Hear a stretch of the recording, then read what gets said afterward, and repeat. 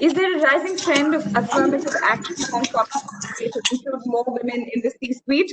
All of our leaders spoke a little bit about gender parity, gender equity, and all of the around empowering more women to come to the fore in terms of careers. How can we do this? What are the unique aspects of gender inclusion in Asia, which we need to be aware of and address? This panel promises to bring fresh, sharp perspectives. And in the panel, we have Sharon Ooi, Head Australia, New Zealand, Swiss Re. Welcome to the conversation, Sharon. Munish Sharma, Head of Finance Center, AIG India. Welcome again, Munish. Sunita Vikram, MD at AGUA, Women Leadership. And moderating this session, we have Malika Sen, National Growth Leader, Health and Benefits. Welcome, Sunita and Malika. And Malika, handing over the mic to you for this panel. Please take over and take it away.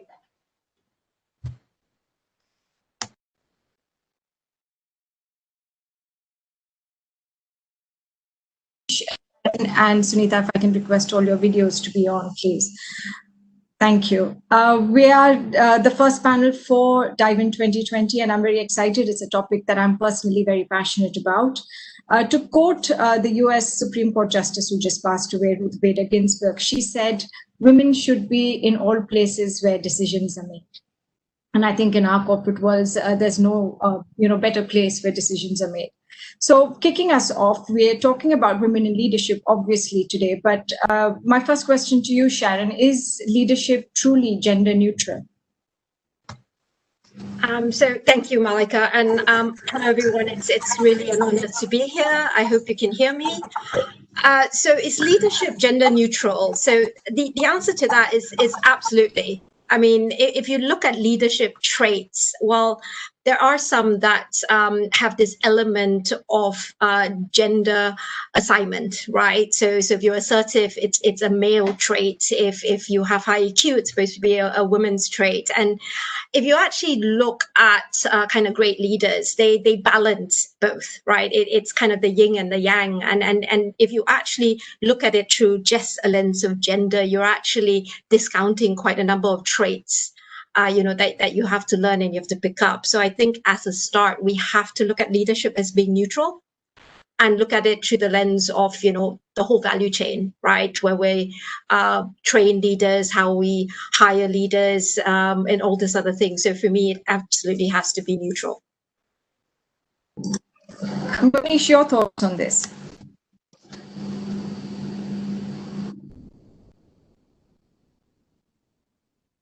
Manish, you're on mute. Hi, Manish. I've just put you on unmuted, right? Yeah, I got it. Thank you. From my point of view, I think, from a leadership point of view, I think it's totally agnostic to gender. I think it's more about the traits and the power and the quality a person has, which is not limited to particular gender and are focused on a particular gender. I think I've seen a lot of women who are much more smarter than men and much more bigger than men. And I take my personal family. If I look at my elder sister, she is brilliant and she's double PhD and all those. And to the times we go back, the eldest in the family, and she's at that time doing a double PhD and growing into that thing. I think that's just totally gender agnostic. I think it's more about somebody's own strength and the willpower, which I feel majority of the women do have. Thank you, Manish. I think where we were talking about traits and character traits, and Sharon, to your point on EQ being more women trait, I think there are also some of these traits like aggression. You're deemed too confident. So in working with women leaders, Sunita, do you come across women who say that sometimes being overconfident is viewed as a negative? So the answer is yes and no. I think there's two things here. One is, how are people perceiving you, and is that really important to you? As women, we have a dominant narrative, which culturally, again, in the Asian culture, we're brought up to be, say less, hang back, wait to be invited to the table. So there could be a perception from outside when women speak up that someone's being more confident, and that perception could even be your own, because your narrative inside, because you were brought up in a household where you were told, not to speak up, or you were taught in school not to speak up.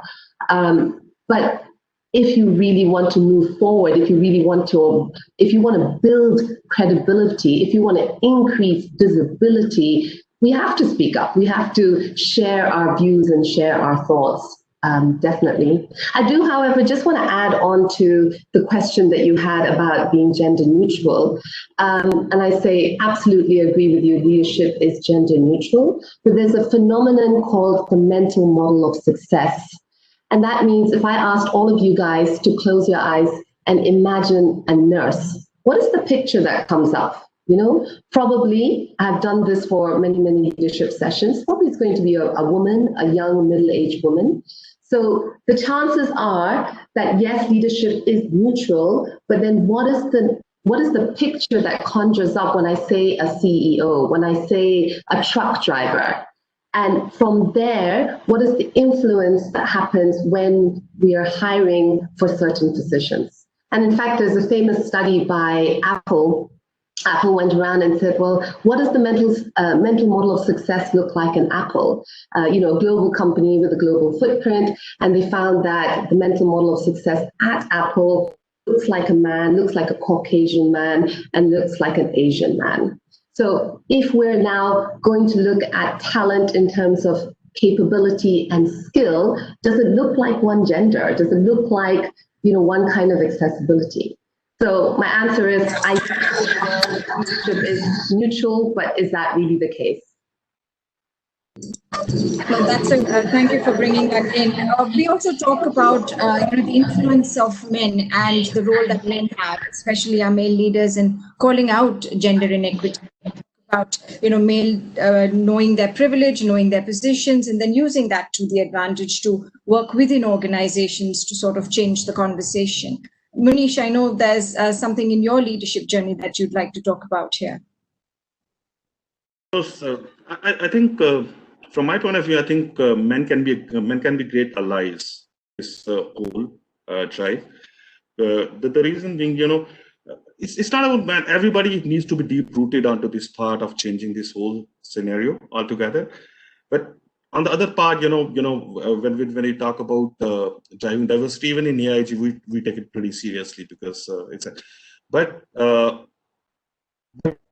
I am a person who really believes in meritocracy also. So there is something like a men or a woman equally competent enough, I will definitely go for a gender diverse kind of a thing. If we don't pick up, if we not give that much weightage to this, the competence or the meritocracy part of it, I think it's not going to work. But definitely men can play a much bigger, much wider role as allies in driving this whole change, which is mandatory right now for us. That's true. Sharon, in your leadership journey, I know you've taken on a new role of Australia and New Zealand head, and in this transition phase, or even in your current environment, what do you see as the role for men?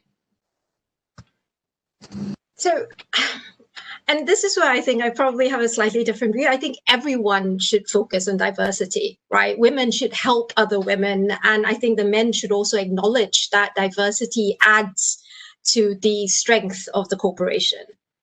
And there's so many studies that highlight that diverse boards have much better financial results, right? That companies that have women or a good proportion of women in management are actually more innovative. So there's actual scientific studies that show all this. So it's actually easy to convince people, but it's actually sharing the facts.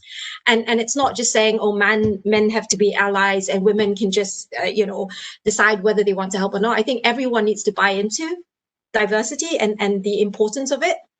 And then there has to be an understanding of how then do we make a difference, right? What else do we need to do? So for me, it's kind of coming from that angle.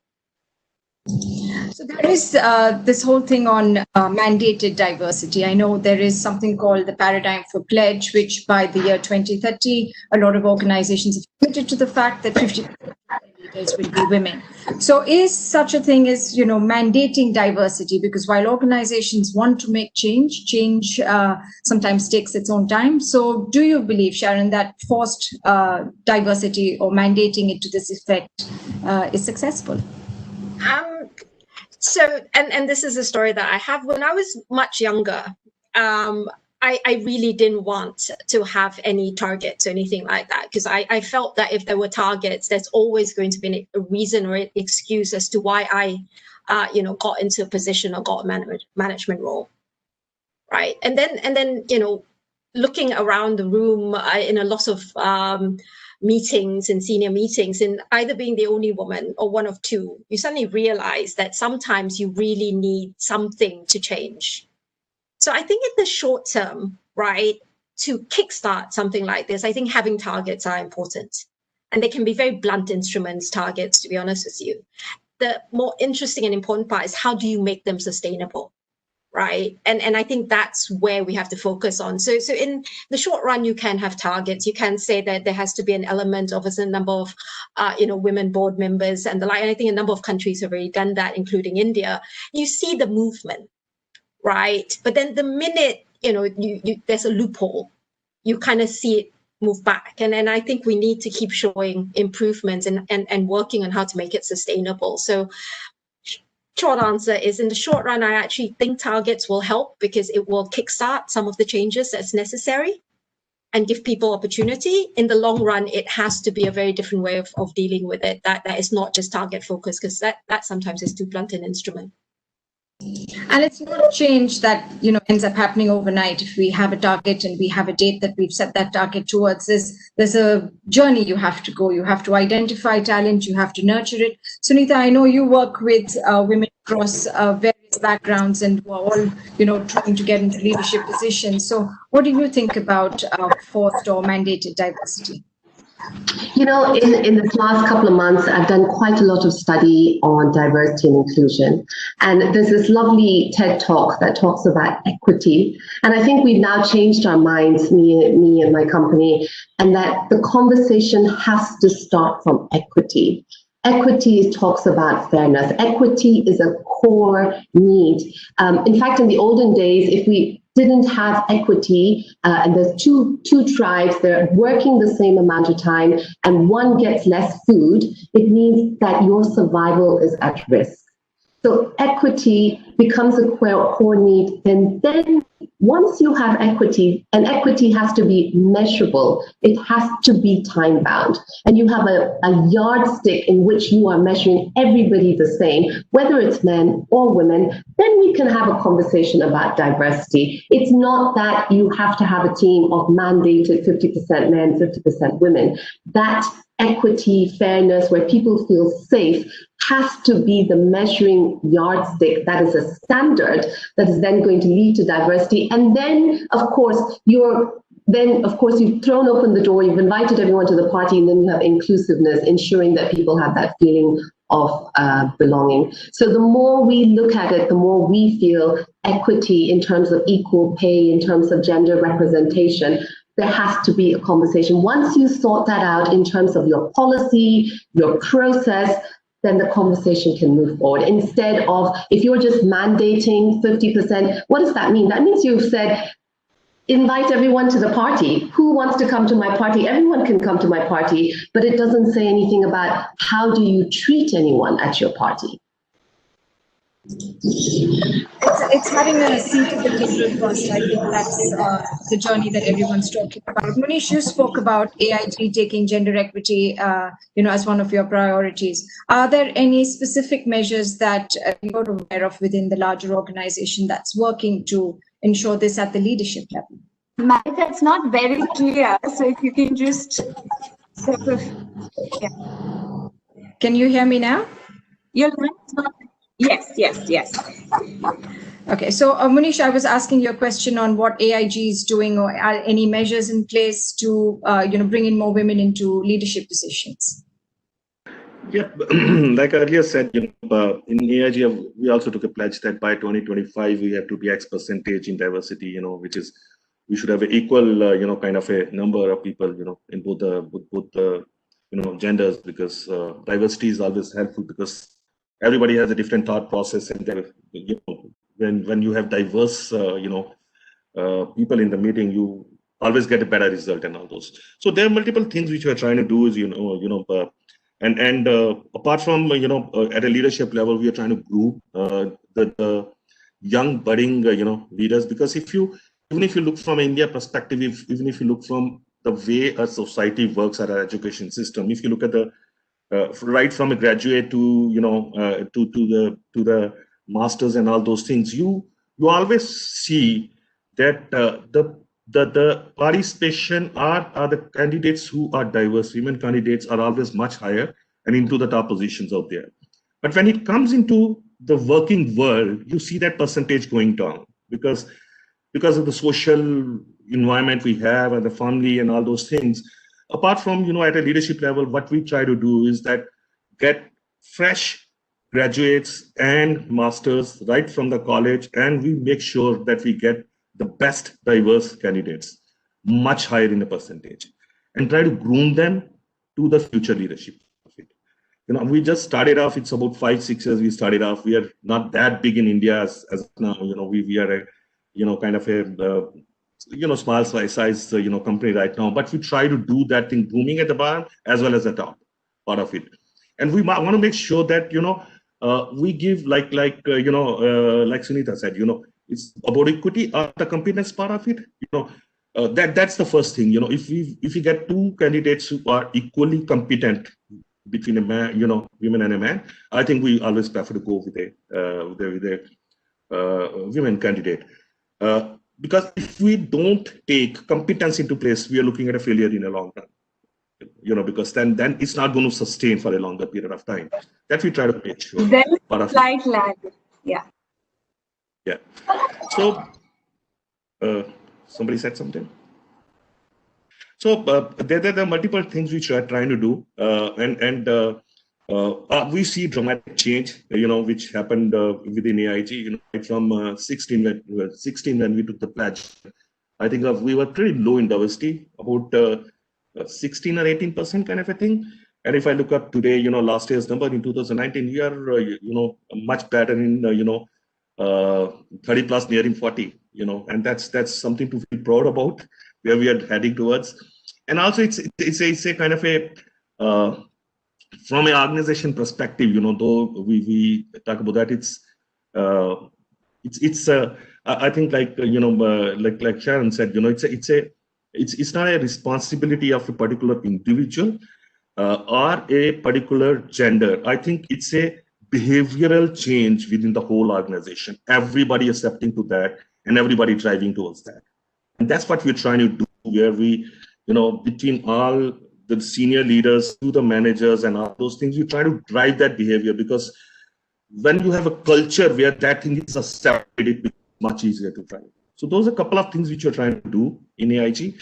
And so far we have seen quite a lot of success into that. And hopefully, finger crossed, I think what we thought we should be in 2025, we should be much earlier in that journey. Great, that's lovely to hear. Sharon, do you have any examples of what you're doing at Swiss Re that we can all learn from?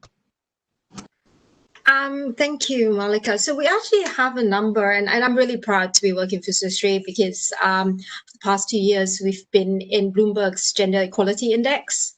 And that looks at, companies that really support equality and gender parity, and to be part of that group of companies, I think for us, it's a very proud thing. We look at a lot of different things. If I look at HR practices, when we have leadership spaces and the like, we actually ensure that it's 50-50 in terms of a gender mix. Right, and that's something that is focused on, and it's a measured thing.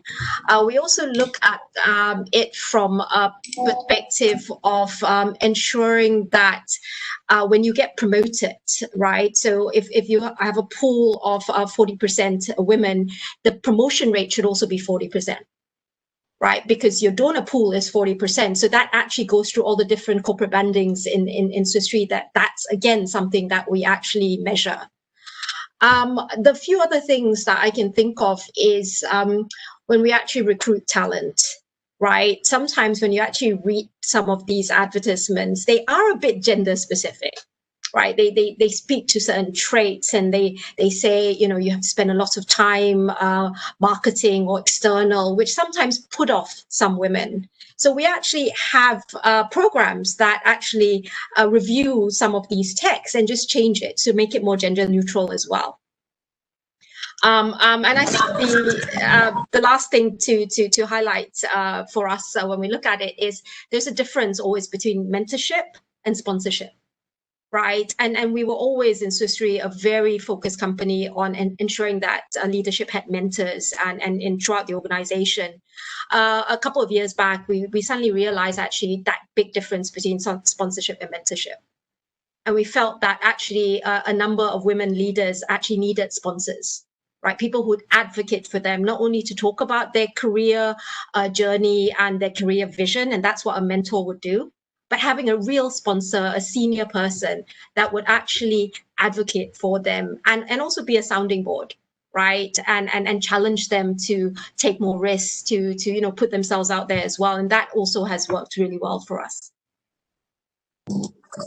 Sunita, thanks, Sharon. Sunita, you're working with women and, you know, hearing the corporate side of this, you're, you know, bringing women into leadership and or empowering them to, you know, apply for positions.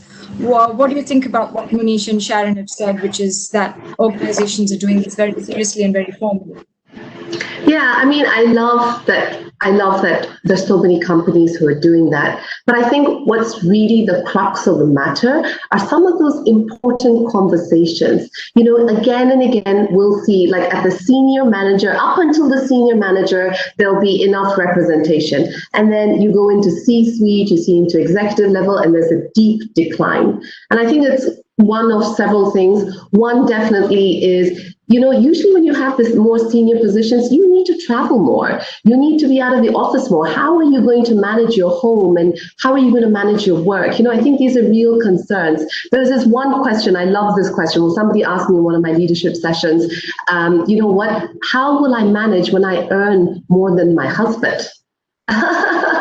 And I love that question because it's a real concern. It could cause marital discord. You know, I think going deeper into what is that thing that really prevents people from taking that next step. And I think one of the things that you and I also talked about is how when we apply for that next level of leadership, we feel like we need to have all the skills, all the capabilities. We need to be perfect at that job at the get-go. But it doesn't work like that. You apply for the job all based on your potential and you build your capabilities and your skills and your competencies on the go. But going back to a cultural sense in a country, especially like a country in India, and I've lived in India and I've lived in Europe, I feel there's so much onus for women to be perfect. You know, India is the only place, like I go into the office and all my clothes are matching and somebody still is going to say, oh, you know what, your bindi's like the wrong color, you know?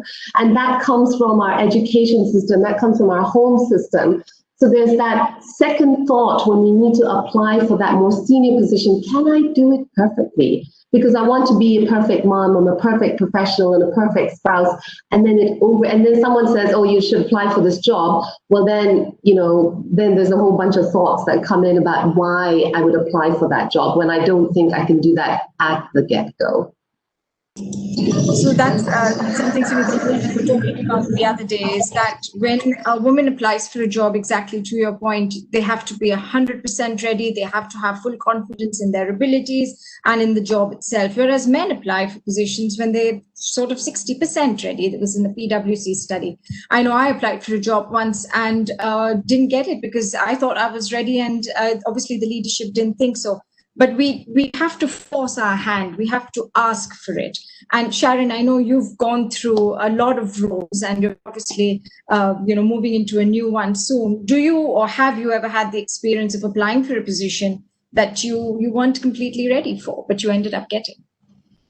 I like to say all the time, actually. I mean, in the financial industry, especially in reinsurance and insurance, it's such an evolving business, right? And now with the digital kind of focus that everyone has, is you have to keep learning new things. So at least within the space that I've been in insurance and reinsurance, each job will always be different and it evolves.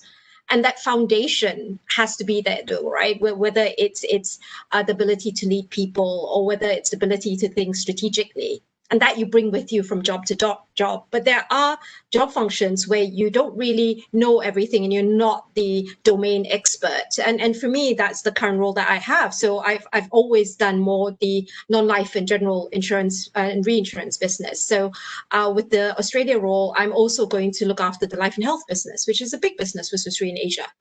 And to me, that's the most fun, interesting new thing that I'm going to have a steep learning curve on. Right, but I bring with me, my focus on people leadership, on developing teams, on thinking strategically, and hopefully can apply, right, that to new domain knowledge that I have to take on. So for me, I think, and at least within Swiss Re, that's kind of how they look at a lot of the roles that we, give out or that we get people to apply for. That if you are 100% ready, to be honest with you, you're a bit too late. And you have to kind of take that risk when you're 50 or 60% ready. And the rest of it is learn on the job and evolve the role. Because if you're 100% ready for the role's going to change. So I think that concept is what we embrace at Swiss Re. And that's where the organization support comes in. Institutes have to support or take risks as well as the leaders applying for the positions to say, what, you may have the necessary skills, but you may not understand enough about the business, or you know enough to just get going, and then you will obviously learn as you go along. So Manish, when you are, in your position, you're looking at hiring women leaders. Do you see this difference between a man applying and a woman applying? I know you've mentioned in the past that you end up, if both are equal, you have a preference for the women, but have you come across a woman applying for a job that she's not 100% ready and you've had to tell her that?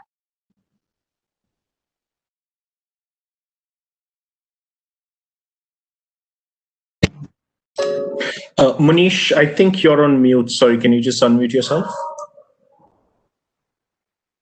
Sorry. I said I've been into that situation a couple of times, but the biggest thing to look at whenever you are, sitting with somebody in an interview or looking at some position is more about the attitude or the behavior part of it. If somebody has a real go-getter attitude, irrespective, that person will have a capability to learn over the job when she joins in and she starts working. Because whenever you hire somebody for a senior position, some skills are for granted. They have spent time into the industry, they have spent time into the business, they do understand a big part of that. And if you look for a 100% match, then you're looking for somebody who comes with a very fixed mindset, because that person has done that thing prior to this. And he comes with that baggage that, okay, this is the best way to do. Whereas if you hire a person who has got a fire and who has got a real attitude, he looks at the things in a totally different way, because he looks it into a very unbiased way. And I've seen those people coming with the beautiful and the best ideas ever. And I'm talking about women. I hired here Adi into Bhupa earlier. So for me, it's more about looking at the passion of that person, looking at the attitude of that person, rather than just getting into a technical questioning kind of a thing. If somebody has worked into insurance industry for the last 10 years, GI life or health, at the end of the day, yes, there are differences in that, but there are similarities between that. You do understand what insurance is, what is long tail and what short tail. If you get into that technical stuff, you are irritating a person hell out and saying, are you hiring me for a fresher into your industry who will come and start learning what insurance is, rather than looking at does that person have a vision or a sight? I want to be different. I want to be there, and that passion and that energy. I think that's more important, which I look into, rather than just looking into that. Okay, whether the person is 60% ready or 70% ready. If somebody's from my point of view, I've seen people into insurance or other industry who have been into that industry for 20 years. They still say that if I have to rank myself, and they are very learned people, you know, if I have to rank myself on a scale of 100, I'm still 60. Because the day I will say that I'm complete and 10 out of 10, I should retire. That means there's nothing left to learn. So looking at somebody and saying, you are only 60%, that's wrong. It's more about behavior, attitude, the fire, the energy that person carries along with. And has happened a couple of times. We took a decision, between me and our HR, took a decision to go ahead with that person, and that proved to be really great. That's good advice to give to members of our audience today who are, maybe aspiring for leadership positions, to say, go out there and ask for it, because even if you're not ready, you're never going to be fully ready. But I think it's just about going in there and putting yourself out to say, give me the challenge and I'll take it. When we were, prepping for this, we spoke a lot, or rather I researched a lot about the role and the way men work and the way women work and what's the difference. And I think one of the key things that I read about was that in a meeting, we've all walked into boardrooms, we walked into meetings where men tend to dominate the conversation. There's some study that says men speak 75% of the time in a meeting, whereas women speak only 25% of the time. I'm not talking in specific about the number of men or women in the room, but men tend to dominate the conversation a lot more. Men tend to be more louder. They sometimes even tend to repeat what the woman has said. Sharon, you're sitting on leadership positions and running boards as well. Do you come across this? I think probably, right? Although I think I've steeled myself to always ensure that there is a diverse voice around the table. So most of the time, it's really how do you want to run the meeting or the board meeting, and to ensure that people get a chance to speak, but also understand that the floor belongs to the entire room. So it's giving people the space and the chance, and also sometimes actually what I've done is just call on people. What I try and do is give them a heads up that I'm going to do it before the meeting so they don't get a bit shocked. But now that everyone knows how I kind of work, that they kind of know that that's going to happen, and everyone starts preparing that they have to say something. And it becomes more like rote after a while, right? That people know that they have to give other people a chance to speak and most of the time it's also acknowledging when a really good point is made, right? So it's not always how many points that you want to make, or how often or how long you want to talk. But when one really good point is made, right, is to really acknowledge that. And then it gives actually other people kind of a view that they have that chance to also make a good point. So I think it's just coming up with these guidelines in your head and ensuring that meetings are run in that manner that gives people the ability, right, to state their points, or to at least have the floor. No, that's true. I think it's also about the guts to speak up, and everybody has a point, and sometimes they feel that they might get drowned out, and so they don't speak. Sunita, I know you worked in an earlier avatar. You were leading a group of 100 leaders. Is this something that you've seen, and how have you told them to be different? Yeah, I say this in two ways. One is it's the leader who sets the tone. Sharon has completely hit it on the head. It's the leader who ensures that everyone feels heard, everyone feels understood, and everyone is acknowledged. And once the leader does that, you will find that everybody in the room does that. So a lot of the work that I did, I ran some 60 sessions on inclusive leadership, and we talked about that. We said that, even if it's somebody, because, in a diverse group, whether it's men or women, we have some people who are high introverts. They have amazing ideas, but like Sharon said, they need to be invited, and that's independent of gender. They need to be heard. So you need to have a system where you ensure, as the leader, you have set the tone, and you have set an expectation that if you come to my meeting, there has to be input, and then there has to be output. And of course, there's the flip side of that in the case where you don't have a leader who does that. And in which case you have to speak up. You have to build your credibility. You have to demonstrate and acknowledge the work that you have done. You need to present your business case, independent of whether you think it's silly or you don't think it's important enough. I think as everybody, again, I think it's gender neutral, but especially because we're talking about women, to put your visibility on the map, because no one's going to know, no one's going to no one's going to walk down the road and give you empowerment. Your mindset and your self-belief has to be, say, you know what, I've done something important, I've changed the business scorecard, and I'm going to put it out there. And it almost sounds like bragging. I say that to myself. I go to a lot of pitch meetings and I feel like, oh God, I'm bragging about myself, but it has to be done, again, for everybody. But I think the inner dominant voice of women, the inner narrative and the rhetoric of women says, from, again, an Asian culture, don't brag about yourself, hold back, wait to be asked.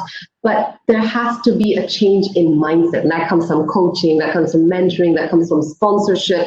But definitely, it's not just one way. It has to work both ways. And, I used to do a vast amount of intercultural coaching. And we used to coach people in India to work with people in the US. But it never works one way. We have to talk to all the parties. We have to talk to the men. We have to talk to the women. And we have to figure out how are we going to partner together. And that's how we're really going to have traction to move forward.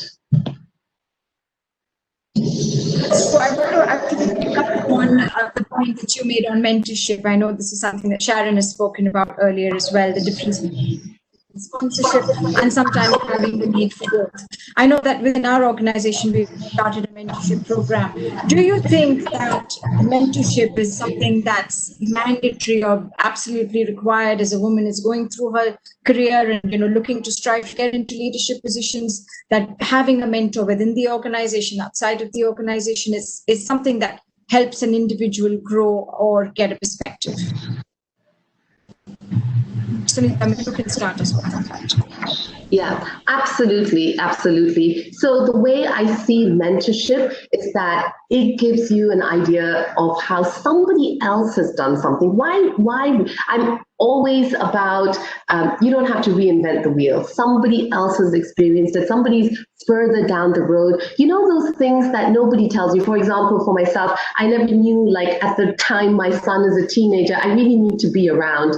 And I can plan that. I can plan that into my career trajectory, knowing that these are the places that I need to stop and I need to think about how to be more invested at home.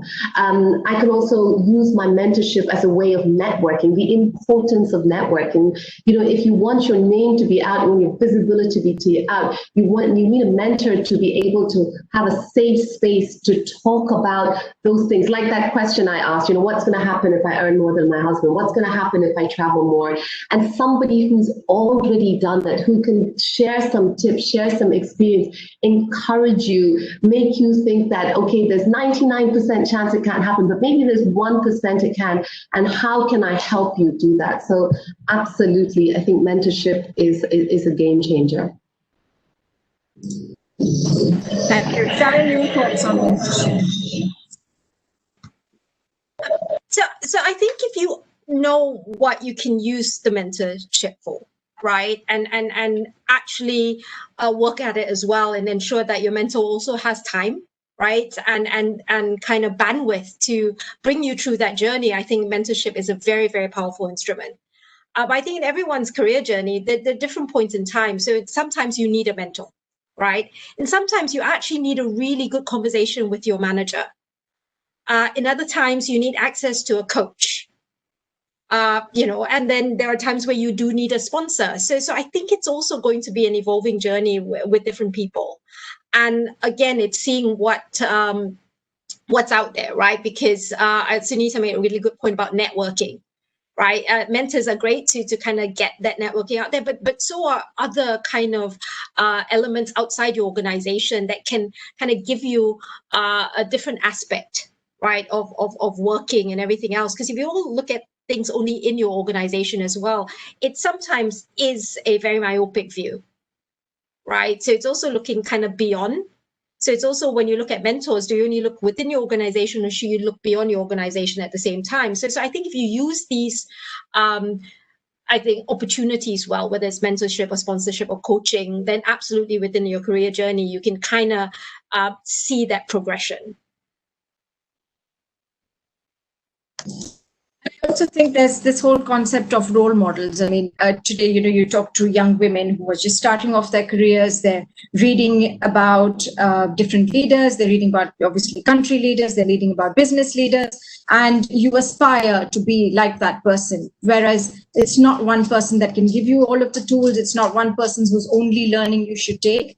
And then there's this whole thing about a born leader. You think of someone who you see as a role model and say that person was just born a leader. And that's not true. I don't know if there is such a thing as a born leader. I think we're all waiting for circumstance and opportunity and good luck even to, sort of collide to give us that opportunity into leadership.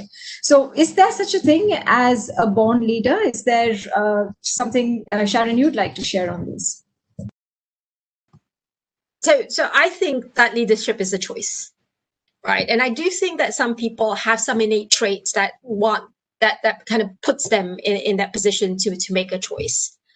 But I also think, and this is kind of, you look at the military, where they know they can teach leadership and they do it, and they do it very, very well with all the training programs and everything else. So I believe there are some elements of it where it is innate. Right, so it is that you are more or less born with it, but that's not the majority of the case. I think a lot of it is actually learning and taking on different aspects of leadership, role modeling, learning from other leaders and the like. So definitely, I don't think it's kind of leaders are born. Although I believe that there are a number of studies, right, and I think consensus or near consensus, it's 1/3 innate and about 2/3 being thought about leadership. But yeah, that sounds from a ratio perspective quite okay. And then you'd have women who, Sunita, I'm sure you come across who say, no, I can't do it. I'm not ready. I don't want to go out there and ask for it or apply for that position. What do you tell them, Sunita? I say take the risk.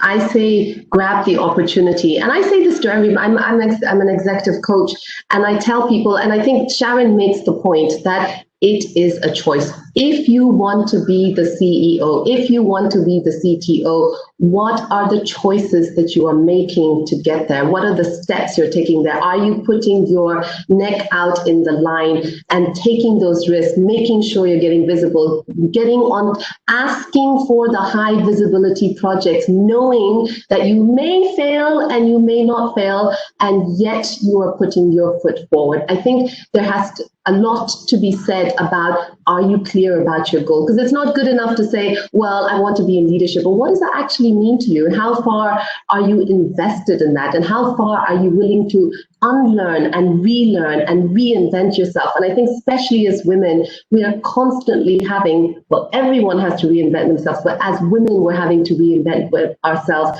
because we have, we also have our family, we also have our children. So to think, well, if I can't, I think about myself personally, there was a point when I was 40, I was, I had a situation where I couldn't travel, and I had to just reinvent myself and find myself an organization that I could fit into. But it came from, I will not let this go. I am focused on what I want. And that's what the research says by Daniel Pink says, do you want mastery, autonomy, purpose? If you have mastery, autonomy, and purpose, nothing's going to stop you. It really doesn't matter. You want to be the master of your trade, you want to have autonomy, and you have a higher purpose. You're just going to be going at whatever it is that you want as your goal.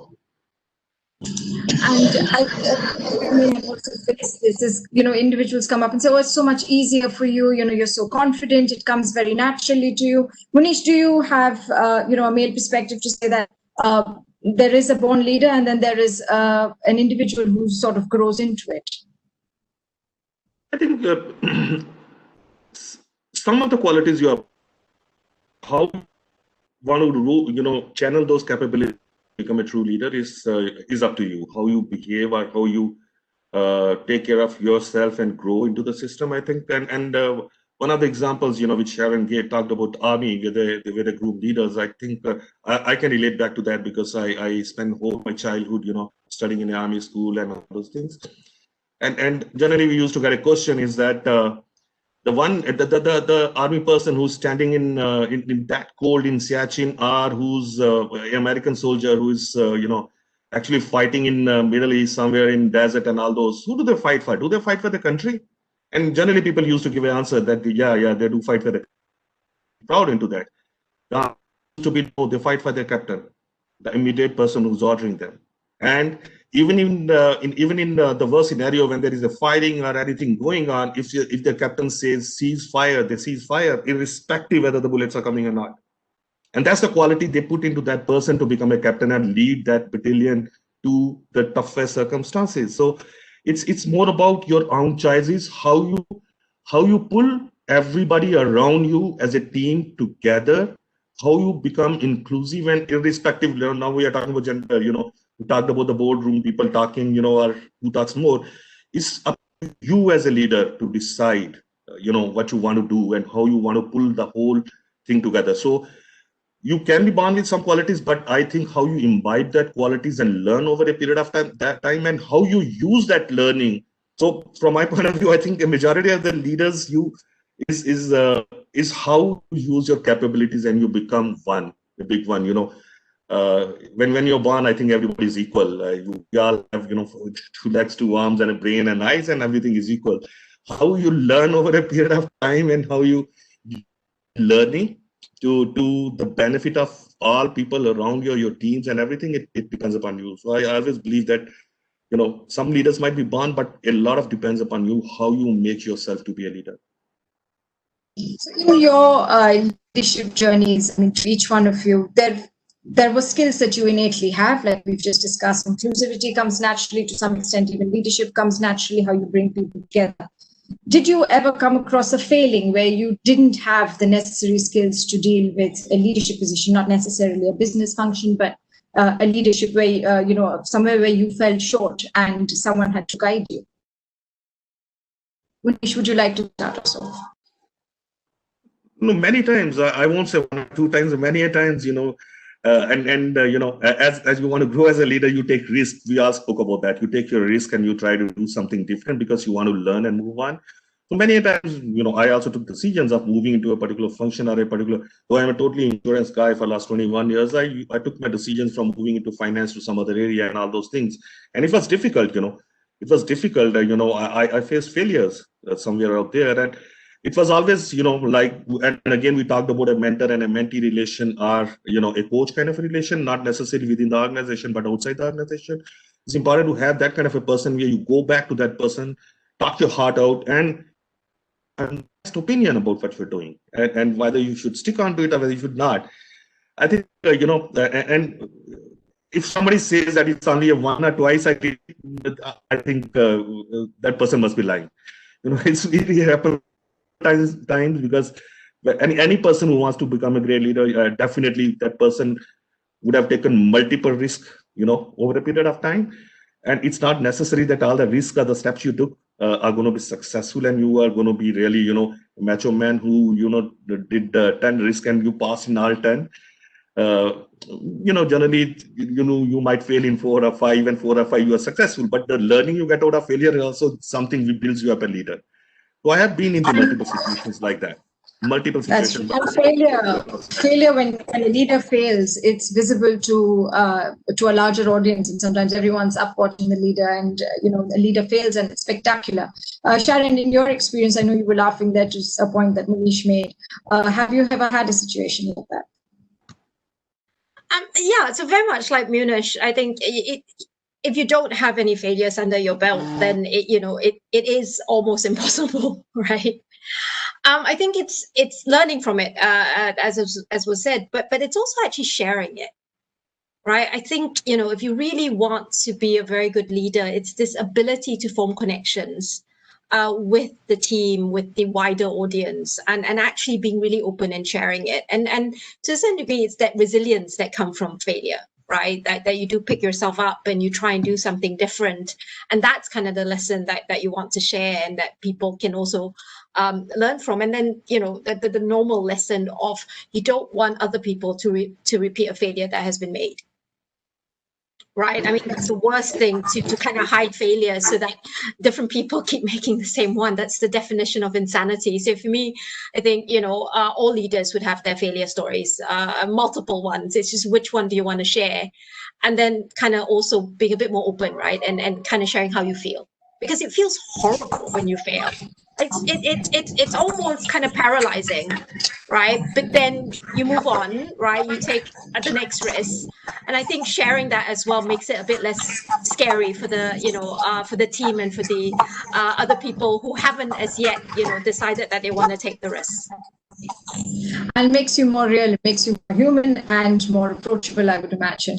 As we wait for some, we're hitting 5 minutes before we close. I'm going to ask the audience to put in a few questions for our 3 panelists. But while we wait for that to come, Sunita, you were talking a little bit about how you had to pivot because of circumstances. So did you come across any failures that sort of helped you develop?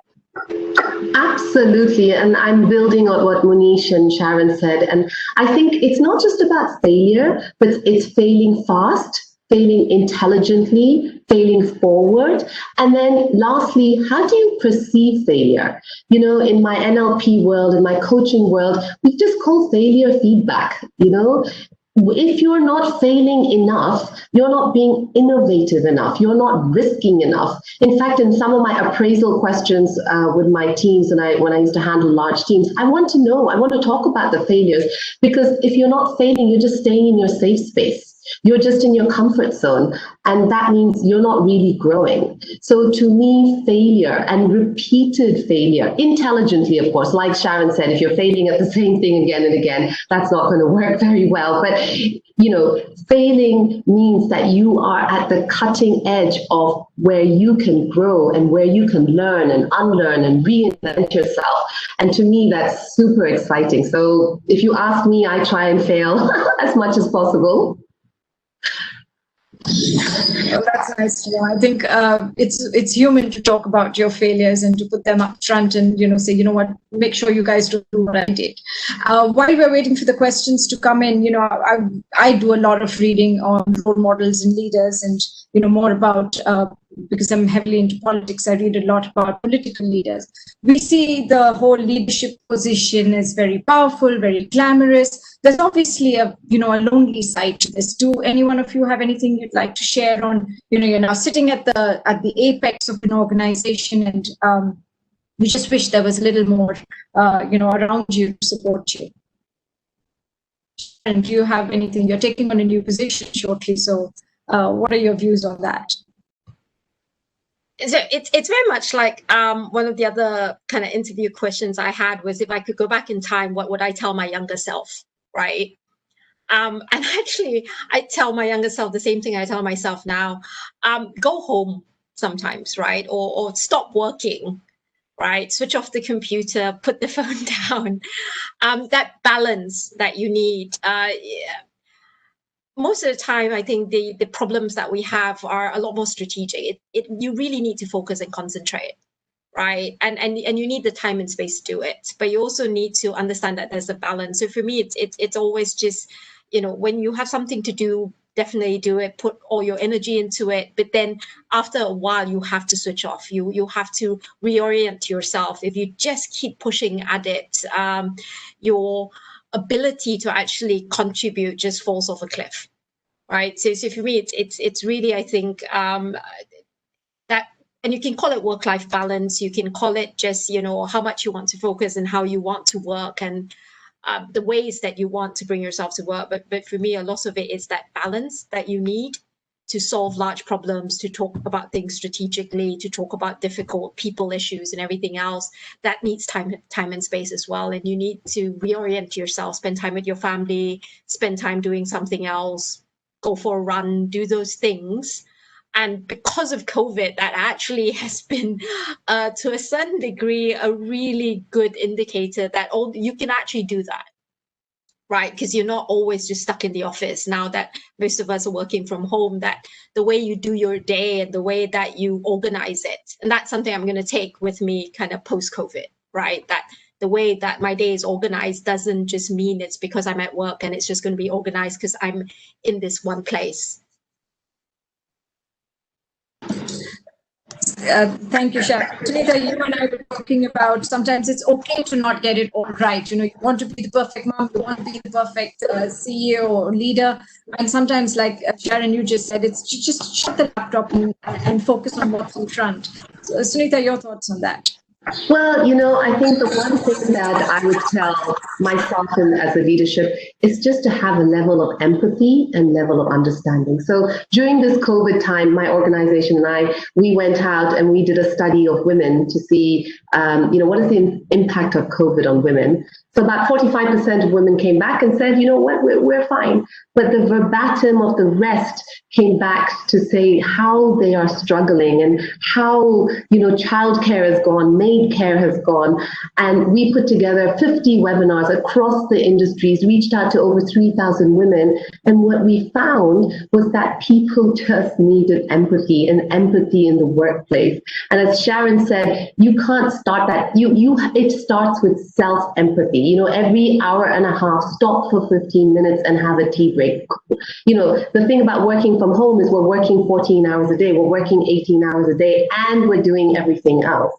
So I think if you're going to have self-empathy, self-understanding, well then guess what? You have a chance of doing that for your team, and therefore you have a chance of real collaboration. But if you're not doing that, if you're not role modeling that, you're just going to suffer burnout, especially in COVID. We don't know how long it's going to last. And the number of women who came into our webinars almost in tears just because they want to be heard, they want to be understood, and they need empathy. And that Sharon made earlier. Munish, do you have any closing remarks? We're hitting the end of the hour. Munish, why don't you start us off with any closing remarks? No, but, from my point of view, I think like Sharon said, it's like once your batteries get depleted, you need to put yourself back on a charger rather than continuing on the call or something like that. You need to replenish that energy and move on. And get that energy back and be double, effective, because break gives you that kind of a space to think afresh part of it. And, I would definitely say, that for all the young people, all the other, the new generation and the leaders coming into, there is no harm in failing. There's no harm in failing because it's important to fail, because if you are not failing, that means you are not learning anything new. You're just continuing with your own routine and old thing, which you are expert at. And over a period of time, you will become so kind of packed into that, what you're doing, that you won't have anywhere to go. So it's important to try something new, fail, continue, successful, fail, and move on. Nothing is permanent, neither success and not failure. Keep on learning, keep on moving ahead, and always believe in yourself. That's much more important. That and always look at learning you got out of a failure and make sure that that doesn't happen again, because that's experience, and that's what you share with your teams so that they don't commit the new mistake, that kind of a mistake. And they grow faster than than the speed you do, because that's your ultimate test. If I came onto a position and it took 10 or 20 years, if one of my colleagues who's working along with me is able to reach onto that position within 15 years or 10 years, and I pass on my some learning onto you and he grows, that's your ultimate success. And that's your success as a leader, that you did something different. Well, I think that's a lovely way for us to close, is to say, believe in yourself. And I'm hoping that this topic stops becoming a topic in events like this and it starts becoming something that we're all used to. Sharon, Sunita, Munish, thank you very much for your time. From my perspective, I've learned a lot. It's lovely to hear individuals such as yourself go through. I think our panelists across the group, as well as all of our attendees, have definitely enlightened a little bit more today. So thank you for your time, and I wish you all the very best of luck. And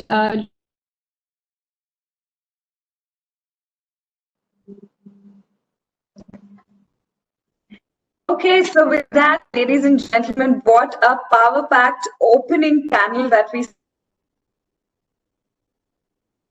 all of our panelists for bringing to the fore all of these very relevant, very interesting aspects around leadership and gender. And I think there's so many takeaways, but when you look at the entire neutral approach to leadership, I think that's where the future lasts and stays. Thank you, Malika, so much for moderating that panel so beautifully. And thank you, Muni, Sharon, and to all of our panelists who actually focused on very many aspects around leadership and its context to gender. So thank you very much.